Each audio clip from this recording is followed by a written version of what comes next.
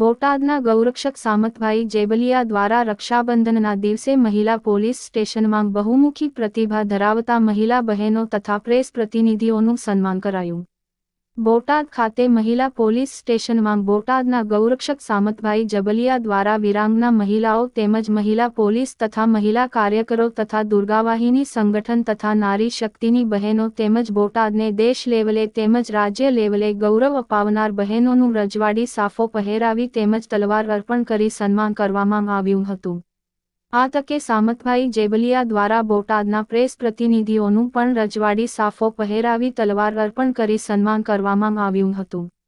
સામતભાઈ જેબલિયા દ્વારા જણાવવામાં આવેલ છે કે રજવાડી કેસરિયા સાફા બાંધી શક્તિ રૂપેણ રજવાડી તલવાર અર્પણ કરી જે સન્માન કરવામાં આવ્યું છે તેની પાછળ સુવર્ણ ઇતિહાસ ધરબાયેલો છે, કારણ કે તલવાર શક્તિનું પ્રતીક છે અને શક્તિરૂપ માંગ ભવાની સ્વરૂપ તલવારની પૂજા કરવાથી સુખ શાંતિ અને સમૃદ્ધિ પ્રાપ્ત થાય છે અને સંકટ સમયે સ્વ બચાવમાં પોતાનું અને પરિવારના રક્ષણ માટે ઉપયોગી થાય છે। માટે દરેક નારી પોતાનું સ્વરક્ષણ કરી શકે અને અન્યનું પણ સ્વરક્ષણ કરી શકે તે માટે તથા તલવાર એક પૂજા અને સ્વરક્ષણ માટે જરૂરી હોય, જેથી આ તમામ બહુમુખી પ્રતિભા ધરાવનાર લોકોને સામતભાઈ જેબલિયા દ્વારા રજવાડી સાફો પહેરાવી તલવાર અર્પણ કરી બોટાદ મહિલા પોલીસ સ્ટેશન ખાતે તમામનું સન્માન કરવામાં આવ્યું હતું।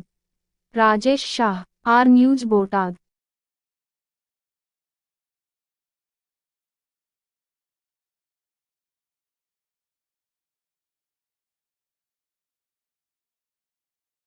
હું સામતભાઈ જેબલિયા ગૌરક્ષક સમિતિના ગુજરાત પ્રદેશ સંગઠન મંત્રી અને રાજ્યના ઉપાધ્યક્ષ, કરણી સેનાના ઉપાધ્યક્ષ।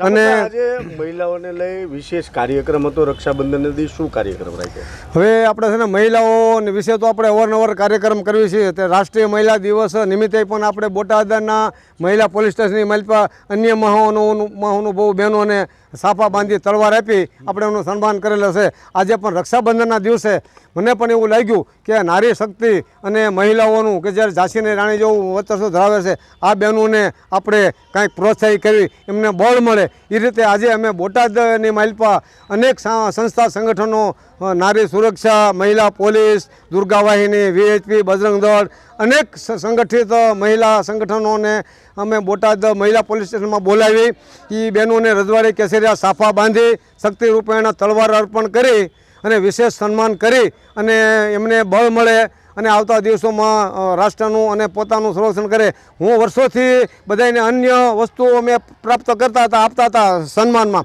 પણ અમને અમારા ગુરુજીએ કીધું કે સામતભાઈ તમે હવે આજે બધું આપો છો એ કરતાં બહેનોને તમે તલવાર આપો। તલવાર આપવાનું કારણ શું કે તલવાર એક શક્તિ એટલે ભવાનીનું સ્વરૂપ કહેવાય, તે તમારા મંદિરની માલપા એની પૂજા થાય। અને બીજું કે સંકટ સમયે કોઈ પણ આપણે ઉપર હુમલો કરવા આવે તો આપણું સૌ બચાવમાં આપણે ઘેરે હથિયાર હોય તો એનો ઉપયોગ થઈ શકે। એ માટે મને અમારા ગુરુજીએ કીધું, તે પછી મેં અત્યાર સુધીમાં 5000 ઉપરાંત તલવારો બહેનોને અન્ય મહાનુભાવોને આપણે તલવાર આપી સાફા બાંધી અને સન્માન કર્યો છે। અને આવતા દિવસોમાં તે કોઈ પણ સારું કાર્ય કરશે, કોઈ રાષ્ટ્ર લેવાનું, પ્રદેશ લેવાનું, મહિલાઓ એનું દરેકનું આપણે આ જ રીતે સાફા બાંધી સન્માન કરી અમે કરીએ છીએ।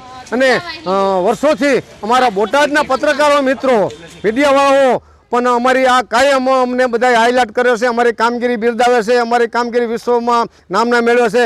એટલે એ લોકોને પણ મને એમ થયું કે હવે આ બધાને તો અમે સન્માન કરીએ છીએ, પણ આજે સાથોસાથ મેં કીધું મારે બધા પત્રકાર મિત્રોનું પણ સન્માન કરવું છે।